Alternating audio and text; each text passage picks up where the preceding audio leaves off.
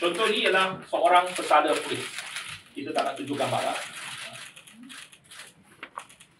Dia punya warga negara, ada lesen memandu, ada kelas B2 dengan T.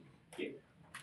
Dia punya masih aktif lagi sampai 2025, walaupun dia untuk kes ini sampai Januari, tetapi dalam sistem kita ni masih aktif lagi sebab dia tidak lagi melebihi 3 tahun.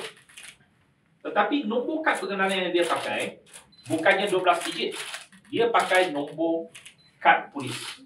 Sebab belakang tu ada POL. POL tu maksudnya polis. Dan alamatnya masih menggunakan Ibu Pejabat Daerah Selangor di Balai Polis Kuala Lumpur Baru.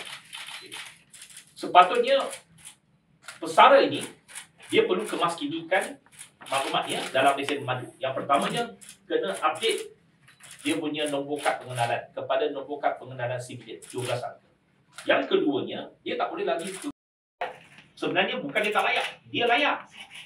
Dia layak, tetapi dia belum kemaskini dia punya nombor kad pengenalan. Itu sebabnya sistem kita ni belum capture data ni.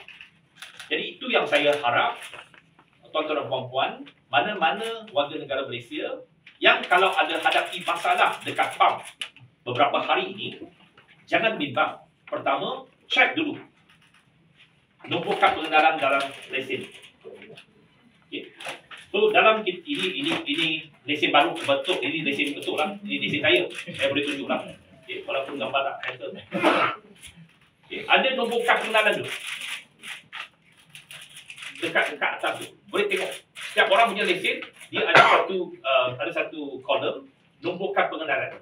So, nombor kad pengenalan warga negara Malaysia mesti 12 angka. Mesti 12 digit.